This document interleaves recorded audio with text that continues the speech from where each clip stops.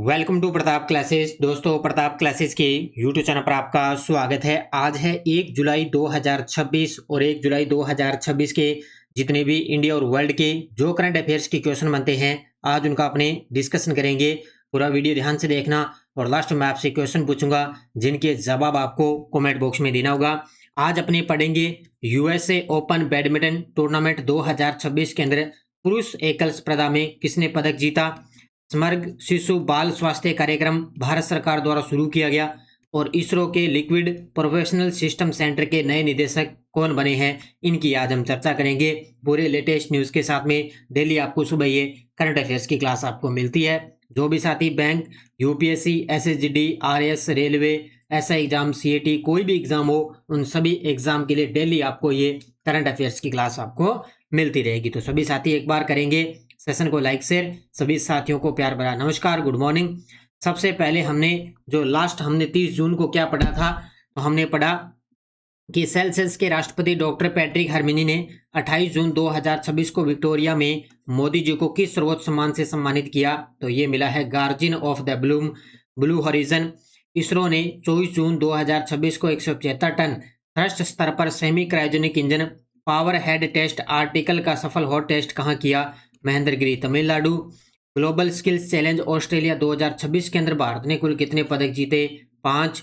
2026 ABC पुरुष volleyball cup का खिताब किस देश ने पहली बार जीता, तो ये जीता है इंडोनेशिया ने। भारत के 97वें शतरंज ग्रैंड मास्टर कौन बने हैं, जीबी हर्षवर्धन। और वेनेजुएला में आए विनाशकारी भूकंप के बाद सहायता के लिए भारत ने कौन सा अभियान शुरू किया, ऑपरेशन अमिस्ताद। और पीएम फैमिली केयर ट्रैकर की पायलट परियोजना का शुभारंभ कहाँ किया गया, गांधीनगर, गुजरात में। और ग्रामीण आंतरिक लेखा परीक्षा पोर्टल का शुभारंभ किसने किया, तो हमारे कृषि मंत्री शिवराज सिंह जी चौहान। तो ये थे कल के क्वेश्चनों का रिवाइज हमने कर लिया। इसका टेस्ट आपको मिल चुका है। पूरा जून महीना कंप्लीट हो चुका है, तो पूरे जून महीने की आपको मंथली क्लास भी मिलेगी अच्छे तरीके से, और पीडीएफ भी मिलेगी, और टेस्ट भी आज आपको ऐप के अंदर मिल जाएगा। ठीक है, ऐप के अंदर आपको टेस्ट वैसे तो मिल चुका है मंथली का 2 पार्टों में, जून महीने का, और क्लास यूट्यूब पर मिल जाएगी और पीडीएफ भी आपको मिल जाएगी। ठीक है, अब करें स्टार्ट आज की क्लास 1 जुलाई 2026। सभी साथी एक बार कर दे सेशन को लाइक शेयर। पहला क्वेश्चन आपके सामने, भारतीय बैडमिंटन स्टार किदाम्बी श्रीकांत ने यूएसए ओपन बैडमिंटन टूर्नामेंट 2026 के अंदर पुरुष एकल स्पर्धा में कौन सा पदक जीता है। ये देखो आपके सामने तस्वीर के अंदर, ये हैं बैडमिंटन स्टार खिलाड़ी किदाम्बी श्रीकांत। इन्होंने यूएसए ओपन बैडमिंटन टूर्नामेंट 2026 के अंदर इन्होंने रजत पदक जीता है। कौन सा पदक जीता, रजत पदक जीता, क्योंकि ये फाइनल के अंदर चीन के एक खिलाड़ी है, उनसे ये फाइनल के अंदर हार चुके थे, तो इनको रजत पदक से संतोष करना पड़ा। तो किदाम्बी श्रीकांत ने यूएसए ओपन बैडमिंटन 2026 के अंदर रजत पदक जीता है। फाइनल के अंदर वे सू ली यांग से हार गए थे। अब ये चीन के खिलाड़ी हैं, क्योंकि नाम से पता चल रहा है वे सू ली यांग इन चीन के खिलाड़ी से हार गए। टूर्नामेंट का आयोजन फुलस्टन कैलिफोर्निया अमेरिका के अंदर हुआ, और सेमीफाइनल में श्रीकांत ने युदाई ओकीमोतो को हराया था। ये जापान के खिलाड़ी हैं, इनको सेमीफाइनल में हराया था, इसलिए ये फाइनल के अंदर पहुंच चुके थे। लेकिन फाइनल के अंदर फिर इनको चीन से खिलाड़ी हैं उनसे हार का सामना करना पड़ा था। तो इन्होंने रजत पदक जीता है यूएसए ओपन बैडमिंटन 2026। राष्ट्रीय अंतर्राज्यीय सीनियर एथलेटिक चैंपियनशिप 2026 में 6.88 मीटर की छलांग लगाकर देश के सबसे पुराने एथलेटिक्स रिकॉर्ड में से एक को किसने तोड़ा है। ये भी गजब का प्रश्न है। तो 6.88 मीटर की छलांग लगाकर देश के सबसे पुराने एथलेटिक्स रिकॉर्ड को तोड़ा है किसने, इनका नाम है एनसी सोजन। क्या नाम है इनका, एनसी सोजन इनका नाम है। ये देखो आपके सामने एथलेटिक चैंपियनशिप खिलाड़ी। तो एनसी सोजन ने 6.88 मीटर की छलांग लगाकर एक नया राष्ट्रीय रिकॉर्ड बना दिया। इससे पहले अंजू बॉबी जॉर्ज का 22 वर्ष पुराना 6.83 मीटर का रिकॉर्ड इन्होंने तोड़ा है। देखो पहले इनका अंजू बॉबी जॉर्ज का था 6.83 का, लेकिन अब नया रिकॉर्ड बना दिया एनसी सोजन ने 6.88 का। राष्ट्रीय अंतर्राज्यीय सीनियर एथलेटिक चैंपियनशिप 2026 में हासिल की गई, और इसका आयोजन हुआ था भुवनेश्वर, उड़ीसा के अंदर इस चैंपियनशिप का आयोजन किया गया। तो इस प्रकार के खिलाड़ी चर्चा में रहते हैं, इनको अच्छे तरीके से आपको पढ़ना है। ओके, अगला क्वेश्चन, समग्र शिशु बाल स्वास्थ्य कार्यक्रम SSBS के किस आयु वर्ग के बच्चों पर केंद्रित है? अब देखो, मैंने 2 दिन पहले आपको एक क्वेश्चन करवाया था कि नई दिल्ली के अंदर केंद्रीय स्वास्थ्य और परिवार कल्याण परिषद की 16वीं बैठक हुई है। ठीक है, तो उसी के अकॉर्डिंग हमारे जो स्वास्थ्य मंत्री है JP नड्डा, उसी कार्यक्रम के अकॉर्डिंग एक सम्मेलन के अकॉर्डिंग एक कार्यक्रम स्टार्ट हुआ है, समग्र शिशु बाल स्वास्थ्य कार्यक्रम। ये किस वर्ग के आयु के लिए, बच्चों के लिए है? तो जन्म से लेकर 3 वर्ष यानी कि 36 माह तक जो बच्चे हैं उनके लिए ये कार्यक्रम स्टार्ट किया गया है। तो याद रखना इसको अच्छे तरीके से, जन्म से लेकर 3 वर्ष के जो बच्चे हैं उनके लिए कार्यक्रम स्टार्ट किया गया। तो समग्र शिशु बाल स्वास्थ्य कार्यक्रम शुभारंभ किया गया भारत सरकार द्वारा। क्या लक्ष्य है? जन्म से लेकर 3 वर्ष तक के बच्चों के लिए है। उद्देश्य रहेगा, पहले 3 साल संपूर्ण देखभाल रहेगी बच्चों की। उसी के तहत बच्चों को घर एवं समुदाय आधारित निरंतर स्वास्थ्य सेवाएं प्रदान की जाएगी। यानी कि पहले जो 3 साल होंगे वो संपूर्ण देखभाल रहेगी बच्चों की। हर बच्चे का स्वास्थ्य रिकॉर्ड जननी पोर्टल पर डिजिटल रूप से दर्ज किया जाएगा। यानी कि हर बच्चा होगा वो 3 वर्ष तक उसकी जो रिकॉर्ड है स्वास्थ्य से, वो जननी पोर्टल पर डिजिटल तरीके से देखी जाएगी। और लाभ क्या रहेगा? स्वास्थ्य की निरंतर निगरानी और समय पर फॉलो अप सुनिश्चित होगा। केंद्रीय स्वास्थ्य और परिवार कल्याण मंत्री जगत प्रकाश नड्डा ने इसकी प्रस्तुति की है। कहाँ पे? जो अपना अभी नई दिल्ली के अंदर स्वास्थ्य और परिवार कल्याण परिषद की 16वीं बैठक हुई है, वहां पर इस कार्यक्रम की घोषणा की गई थी। कहाँ पे? नई दिल्ली के अंदर। ओके, अगला, नई दिल्ली में FCRA 2.0 पोर्टल एवं EOCI कार्ड का शुभारंभ किसने किया है? ये देखो आपके सामने हमारे गृह मंत्री अमित शाह जी। ये तो लगभग आपको पता है, इन्होंने कुछ ना कुछ, कोई भी पोर्टल वगैरह है, कोई सिस्टम है, कोई और है, सब कुछ इन्होंने स्टार्ट कर रखा है। तो अभी नई दिल्ली के अंदर इन्होंने FCRA 2.0 पोर्टल और EOCI कार्ड का शुभारंभ किया है। हमारे गृह मंत्री अमित शाह जी ने कहां से इन्होंने शुरुआत की है? नई दिल्ली से इन्होंने शुरुआत की है। किसके लिए है? ये जो कार्ड वगैरह ये नागरिकों के से संबंधित है। तो पहल कौन सी है? FCRA 2.0 पोर्टल और EOCI कार्ड है। इसका शुभारंभ हमारे गृह मंत्री अमित शाह जी द्वारा नई दिल्ली में। उद्देश्य, नागरिकों को अधिक सुविधाजनक और डिजिटल सेवाएं प्रदान करना और लाभार्थी 50 लाख से अधिक OCI यानी कि overseas citizen of India card धारक रहेंगी। यानी कि इसका मतलब है ये नागरिकता से संबंधित है। ठीक है, कौन सा जो ये पोर्टल वगैरह ना, किससे संबंधित है? नागरिकता से संबंधित है। और हमने पढ़ा है कि अनुच्छेद 5 से लेकर 11 के अंदर भाग 2 में संविधान के अंदर नागरिकता का उल्लेख दिया हुआ है। और विशेषता क्या रहेगी? EOCI कार्ड से OCI कार्ड धारकों को बेहतर और आसान सेवाएं मिलेगी।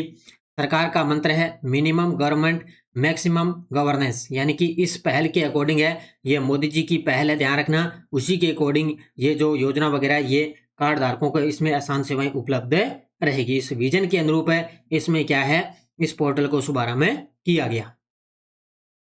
हाल ही में इसरो के लिक्विड प्रोफेशनल सिस्टम सेंटर के नए निदेशक कौन बने हैं? LPSC। तो इसरो के लिक्विड प्रोफेशनल सिस्टम सेंटर के नए निदेशक कौन बन चुके हैं? तो ये बने हैं N जैन। कौन बन चुके हैं? N जैन बन चुके हैं। ये देखो आपके सामने तस्वीर के अंदर है। इनको अभी 2025 का राष्ट्रीय विज्ञान पुरस्कार भी इनको मिल चुका है। तो अब ये इसरो के लिक्विड प्रोफेशनल सिस्टम सेंटर के नए निदेशक बन गए, N जैन बन चुके हैं।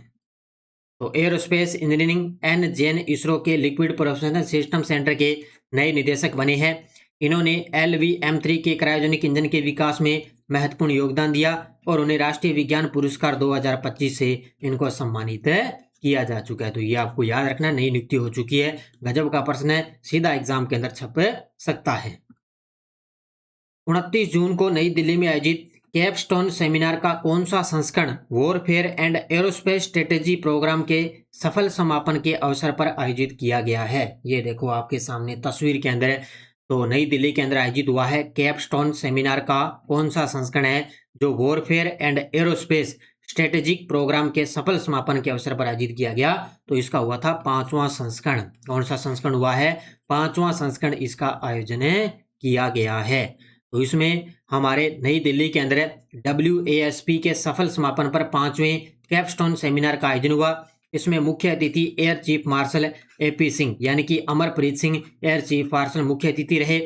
इसमें 2 महत्वपूर्ण विषयों पर जो है अध्ययन प्रस्तुत हुआ। पहला विषय एरोस्पेस शक्ति का विकास पारंपरिक रणनीति से वर्तमान के सीमित संघर्षों तक, और दूसरा विषय भविष्य के लिए एरोस्पेस शक्ति को तैयार करना और नवाचार, एकीकरण और बल संरचना रखा गया है। तो ये 2 विषय इसके अंदर शामिल हुए थे, क्योंकि आपको पता है दिल्ली के अंदर अभी जो warfare and aerospace strategy programme है, उसी के अकॉर्डिंग ये 5वां कैपस्टोन सेमिनार का आयोजन हुआ है। कहाँ पे?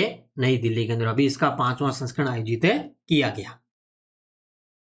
29 जून 2026 को राष्ट्रपति द्रौपदी जी मुर्मू द्वारा आयोजित रक्षा अलंकरण समारोह 2026 सेकंड चरण में विशिष्ट सेवा के लिए कुल कितने अलंकरण प्रदान किए हैं? ये देखो आपके सामने तस्वीर में। तो टोटल प्रदान किए हैं 105। अब इसमें भी अलग अलग कैटेगरी है। किसी को परम विशिष्ट सेवा पदक मिला है, किसी को उत्तम सेवा युद्ध सेवा पदक मिला है, किसी को अति विशिष्ट सेवा पदक मिले हैं। तो टोटल मिला के ये 105 अलंकरण प्रदान किए गए।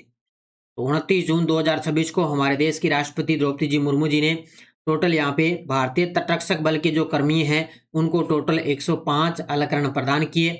इनमें 7 सर्वोत्तम युद्ध सेवा पदक हैं, 30 हैं वो परम विशिष्ट सेवा पदक हैं, 12 उत्तम युद्ध सेवा पदक हैं और 56 अति विशिष्ट सेवा पदक इसके अंदर शामिल है। अब ये आरपीसी इनका ये पूछ सकती है आंकड़ा, ध्यान रखना। एसआई वाले इनको अच्छे तरीके से आपको याद रखना है।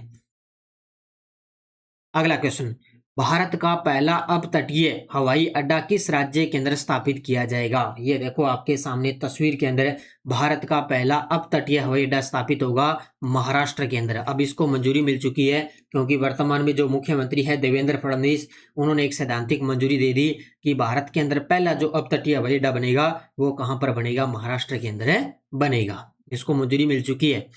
तो महाराष्ट्र भारत का पहला अपतटीय हवाई अड्डा विकसित करेगा। यह हवाई अड्डा पालघर जिले के तट पर इसको बनाया जाएगा।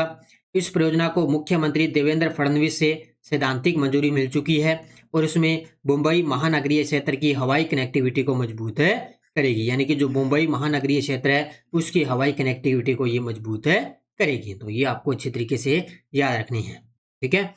अब देखो आपके सामने वन लाइनर करंट पहला है, एचडीएफसी बैंक ने पूर्व मुख्य चुनाव आयुक्त राजीव कुमार को 3 साल के लिए अंशकालिक अध्यक्ष नियुक्त कर दिया। भी किसने? एचडीएफसी बैंक ने। और जनरल धीरज सेठ ने भारत के 31वें सेना प्रमुख के रूप में कार्यभार संभाल लिया है। Justice PS Narasimha supreme court collegium के अंदर नए सदस्य के रूप में बने हैं। और रक्षा मंत्री राजनाथ सिंह जी ने नई दिल्ली के अंदर डीआरडीओ के लिए वित्तीय शक्तियों का प्रत्यायोजन नामक संशोधित ढांचे का अनावरण किया है। यानी कि DFPA 2026 वित्तीय जो ढांचा है, शक्तियों का प्रत्यायोजन नामक संशोधित जो ढांचा है उसका अनावरण किया है। किसने? हमारे रक्षा मंत्री राजनाथ सिंह जी नई दिल्ली के अंदर, ठीक है। अब ये वन लाइनर पढ़ लेना। अभी इस प्रकार के आपको सीधा प्रश्न आपको एग्जाम में मिल जाएगा। और ये टेलीग्राम ग्रुप है, कोई सूचना, कोई लिंक, कोई नोटिफिकेशन सब आपको टेलीग्राम पे सूचना मिल जाती है। अच्छे तरीके से पढ़ो। और पिछले वीडियो का क्वेश्चन क्या था? Junior AC artist gymnastic championship 2026 में भारतीय जूनियर पुरुष टीम इवेंट में कौन सा पदक जीता गया? तो इन्होंने यहाँ पे कांस्य पदक जीता है। बहुत सारे विद्यार्थियों ने बड़े गजब के जवाब दिए। अब देखो question for you, Hurun global unicorn index के अनुसार भारत यूनिकॉर्न कंपनियों की संख्या के मामले में कौन से स्थान पे है? दूसरा, तीसरा, चौथा, पांचवा? इसका जवाब आपको कमेंट बॉक्स में देना है। और यस्टरडे डोज अपनी क्या थी? मौलिक कर्तव्यों को किस संविधान संशोधन द्वारा जोड़ा गया? 42वां। अब ये वनपाल एग्जाम 2026 के अंदर ये प्रश्न आया था अभी ताजा। राजस्थान के मुख्यमंत्री के रूप में सबसे लंबे कार्यकाल का रिकॉर्ड किसके नाम है? मोहनलाल सुखाड़िया के नाम। कौन सा निकाय किसी राज्य में पंचायतों को वित्तीय वितरण की सिफारिश करता है? राज्य वित्त आयोग। और राज्य वित्त आयोग की नियुक्ति राज्यपाल द्वारा किन के बीच संसाधनों के वितरण की अनुशंसा करने हेतु की जाती है? तो राज्य व स्थानीय निकाय। अब ये 500% चारों क्वेश्चन वनपाल एग्जाम के अंदर पूछे गए हैं। प्रकार इस प्रकार देख सकते हो कि कर्मचारी चयन बोर्ड पॉलिटिकल के क्वेश्चन किस प्रकार बना सकता है। अब देखो आपके लिए नेक्स्ट डोज। अब अनुसूचियां और उसका उपबंध बताना है कि तीसरी अनुसूची में क्या है, 8वीं अनुसूची में क्या है, 10वीं अनुसूची में क्या है और 11वीं अनुसूची में क्या है। ये प्रश्न आया था जो अभी 2025 के अंदर जो प्लाटून कमांडर का पेपर हुआ था आरपीएससी द्वारा, उसके अंदर ये प्रश्न आया था कि तीसरी अनुसूची, 8वीं अनुसूची, 10वीं और 11वीं अनुसूची इसके अंदर क्या क्या दिया हुआ है। ये प्रश्न आया था इसके अंदर आपको, ठीक है, ठीक है। तो इनको याद रखना है। और ये अपने प्रताप क्लासेज एप्लीकेशन में SI 2021 री एग्जाम की टेस्ट सीरीज चल रही है। राष्ट्रीय, अंतर्राष्ट्रीय, राजस्थान तीनों का करंट आपको मिल रहा है अच्छे तरीके से। और RSP एग्जाम की टेस्ट सीरीज चल रही है। और सीएटी की चल रही है, अच्छे तरीके से पढ़ो, खूब सारी भर्तियां आई हुई है और करंट आपको लगातार पढ़ना है क्योंकि कर्मचारी चयन बोर्ड है वो लगभग 2024, 25, 26 का कहीं से भी करंट आपसे उठा सकता है। तो इसलिए आप लगातार पढ़ो, आपका एक भी क्वेश्चन करंट का बाहर है जाएगा नहीं। ठीक है, अभी एलडीसी के अंदर आप देख लेना अभी किस प्रकार कर्मचारी चयन बोर्ड ने करंट को पूछा है। तो इसलिए सीईटी को आपको एग्जाम के लिए अच्छी तरीके से आपको क्वालिफाई करना है। ठीक है, तो सभी साथी करें वीडियो को जाते जाते लाइक शेयर। धन्यवाद। जय हिंद, जय भारत, जय राजस्थान।